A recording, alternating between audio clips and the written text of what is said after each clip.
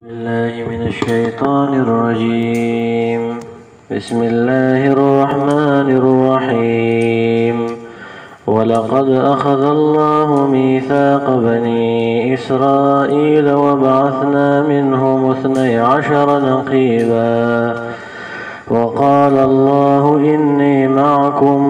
لئن أقمتم الصلاة وآتيتم الزكاة وآمنتم برسلي وعزرتموهم وأقرضتم الله قرضا حسنا لأكفرن عنكم سيئاتكم ولأدخلنكم جنات تجري من تحتها الأنهار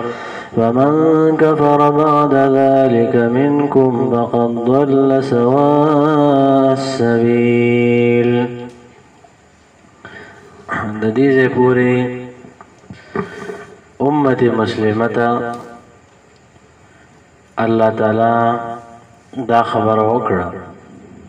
چې د وعدو پابندي وکړي. مثال به طور باندې یو وعده دا ده چې کومه شیزونه حلال دي هغې ته حلال ووایي او څه چې حرام دي هغې ته حرام ووایي. الله چې څه حلال کړلی هغه حلال دي او الله چې څه حرام کړلی هغه حرام دي. دا یو وعده ده. نو د دې نبي علیه السلام امتیان په دې باندې عمل کوي. دویم وعده مثال به طور باندې دا وه چې کومه طعامونه حلال دي او کومه طعامونه حرام دي. حلال خورئ او حرامونه ځان بچ کړئ. اوس د دې ځای نه په اخوا الله تعالی د بني اسرائیلو تذکره کوي. دا موږ بار بار ویلي مولانا مودودي رحمه الله وایي چې د بني اسرائیلو تذکره د دوو وجو لپاره کیږي. په هر صورت کې چې تاسو ګورئ د بني اسرائیلو تذکره به کیږي. د هغې اولنۍ وجه دا ده چې څرنګې بني اسرائیلو ته الله تعالی وعدې اخیستې وي او ماتې یې کړې او د هغې کومه انجام شو، نو که د دې امت خلک د الله تعالی وعدې ماتوي نو د دې به هم دغه انجام وي.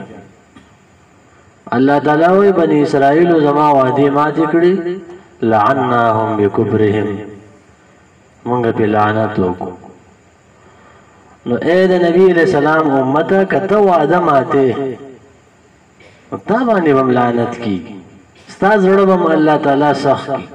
تا به هم په دنیا کې ذلیله کړي. او د بني اسرائیلو تذکره د دې دپاره کېږي چې تاسو به ځان په هغې پریم کې ګورئ. دا خلک چې ځان ګوري خپل تاریخ ګوري عروج او زوال، دا به په هغه پریم کې ځان ته ګوري چې د هغوی څه شو. او دویم مقصد پکې دا وي چې هغوی ته هم دعوت ورکوي چې راشئ او د نبي علیه السلام امتیان شئ، سمدم خلک شئ. کله د امریکې ملګري او کله د برطانیې ملګري راځئ د نبي علیه السلام امتیان شئ، دغه شیزونه پرېږدئ. ولقد اخذ الله بتحقیق ساغستی و الله تعالی میثاق بنی اسرائیل، کلک وعده د بنی اسرائیلو د موسی علیه السلام په ذریعه باندې. هغه وعده دا وه چې توحید به قایموئ، لمونځ به قایموئ، زکات به ورکوئ، د الله دین به قایموئ. دغه وعدې وي. سورة بقره کې تیر شوی دي چې د الله نه علاوه به د چا بندګي نه کوئ، د مور و پلار سره به احسان کوئ، مونځ به قایموئ، زکات به ورکوئ. دا د موسی علیه السلام په ذریعه باندې الله تعالی د بني اسرائیلو نه دا وعده اخیستې. وبعثنا منهم 12 نقیبا، او مقرر کړو مونږ د دې بني اسرائیلو نه 12 مشران. نقیب مشر ته وایي. دا بني اسرائیل 12 قبیلې وي او 12 مشران بکی الله تعالی مقرر کړو د موسی علیه السلام په ذریعه باندې. د دې څه ډیوټي وه؟ د دې مشرانو ډیوټي دا وه چې خپل قوم د بد اخلاقۍ نه بچ کړي. هینه مشر دې ته وایي چې پیغمبر علیه السلام د خپل امت نه کومه وعده اخیستې ده، نو مشر به دا کار کوي چې دا امت د قوم په دغه وعده باندې وردیږي او دا مخکې د دا وعده ده چې د قوم مز قایم کی د قوم زکات ورکی د قوم انفاق وکي د مشر به دغه کار چې د بد اخلاقۍ نه زما قوم بچ شي او بسم لار باندې روان شي او د توحید والا خلک دا د دې لپاره مقرر شو. بني اسرائیل خوشبک لکه خلکو ټول د موسی علیه السلام نشو رسېدی او باغ وخت یو د اوازونو د آلات هم نه و چې موسی علیه السلام ټولو خلکو د خپل دعوت رسولی او 12 قبیلې وي او 12 کلي او ټولو د موسی علیه السلام رسایي ګرانه وه نو 12 کسان مشران مقرر کړو چې موسی علیه السلام څه حکم کوي هغې به په خپل قوم کې هغې باندې عمل کوي. دویمه مسله به کې دا ده چې په قوم باندې به خپل سړی مشر کېږي نو دا ښه خبره ده. دا چې د بار نه سړی راولي او په قوم باندې مشر کې نو هغه د هغې د مزاج نه څه خبره ده. د قوم سړی چې یو د قوم یې مشر یې د قوم نه مشر یې هغه د هغوی د مزاج نه خبرې. لہذا دغه طریقه ټیک نه ده چې ته د بار نه سړی راولې او انتظامي مشر یې کې دا ټیک خبره نه ده. د بهر نه ته پوجیان راولې او پولیس مولیس راولې او دې لارو کې وردې هغه د دې ځای د تهذیب نه څه خبره ده. زمونږ دا پولیسیان که ډېر ګیا ګزرام دي خو چې په کم ګاډي کې زنانه ناست دي وایي زه هله شا بس دي دومره بېکاره نه دي. دا پولیس چې دي زمونږ دا چې په کم ګاډي کې زنانه وي وایي زه و چې ته د پنجاب نه سړی راولې د دې نه څه خبره. دا باقاعده د قرآن او سنت خبره ده چې د علاقې سړی باندې ته مشر کې دا به نه وي چې ته هم د قوم پرستۍ خبرې کې. نه نبی علیہ الصلوۃ والسلام چې د مکی جنگ روان شو په هر قبیله باندې خپل سړی مشر کو. د بار سړی نه څه خبر دی چې دا غزین او د دې ځای نه د سړی راولي. لہذا په انتظامی امور کې به د علاقې سړی مشر کېږي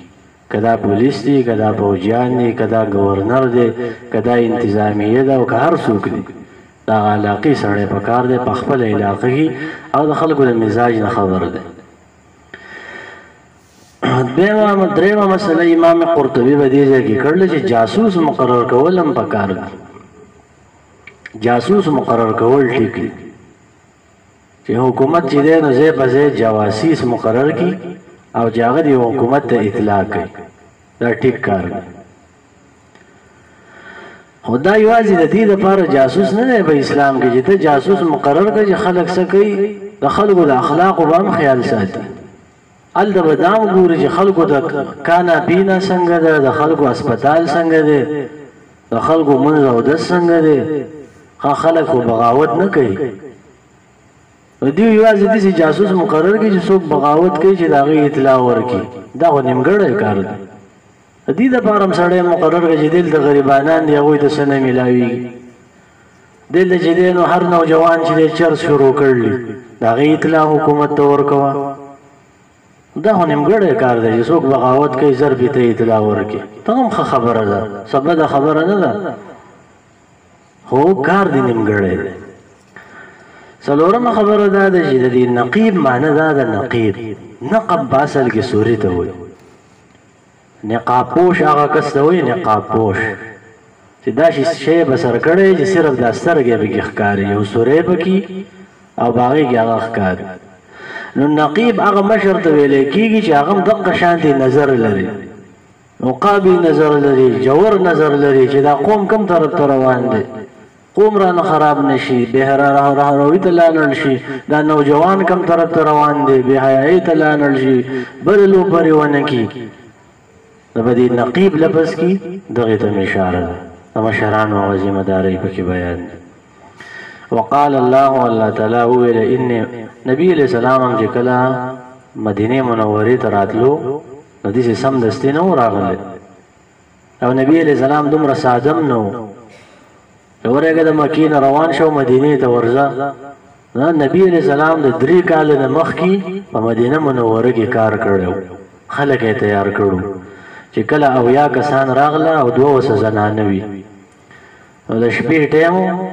او نبی علیہ السلام په هغې کې 12 کسان مقرر کړه ویل تاسو به زما ذموار یې قوم ګورئ تاسو ته حواله دی زما حفاظت به تاسو کوئ عباس رضی الله عنه را پاسېدو او نبی علیہ السلام که مکه مکرمه کې دی خو کمزور دی خو خیر دومره کمزور هم نه دی او که تاسو حفاظت نشئ کولی نو بیا به نه بوځئ نو هلته نبی علیہ السلام 12 کسان مقرر کړل او براء ابن معرور رضی الله عنه اولنی را پاسېدو او د نبی علیہ السلام سره بیعت وکړو 12 کسان دا شان نبی علیہ السلام ویلي دي چې 12 خلفا به پوره کي د قیامت د راتلو نه مخکې نو دا 15 خو راغلي به اتفاق د علماو سره 4 خلفای راشدین دي او په وروسته زمانه کې به 99 هجري کې عمر بن عبدالعزیز راغلی و هغه هم خلفاو د اسلام نه و او په الحال لا نور پاتې دي 6 کسان پاتې دي دا به پوره کېږي وقال الله تعالی ویلو انی معکم زستاسو مرګره یم ستاسو به امداد کوم که تاسو څه وکړو لئن اقمتم الصلاة اینه دا د مشرانو ذمه دارۍ دا وي لئن اقمتم الصلاة که تاسو مونځ قایم کو واتیتم الزکاة او زکات هم ورکړو وآمنتم برسلي او ایمان هم راوړو په پیغمبرانو زما باندې وعزرتموهم او تاسو تایید او نصرت وکړو د دې انبیاو عزرتموهم معنی دا ده چې د هغه امداد هم وکړي د پیغمبر او په پیغمبر باندې چې کومه اعتراضات دي د هغې نه دفاع کوشش هم وکړي وره دغه د نبي علیه السلام امتي سړی ځان ته وایي نبي علیه السلام چې کومه اعتراض وي ستا ذمهداري ده چې د هغې نه دفاع وکړي دا وعده د الله تعالی د بني اسرائیلو نه هم اخیستې وه او د دې امت نه هم ده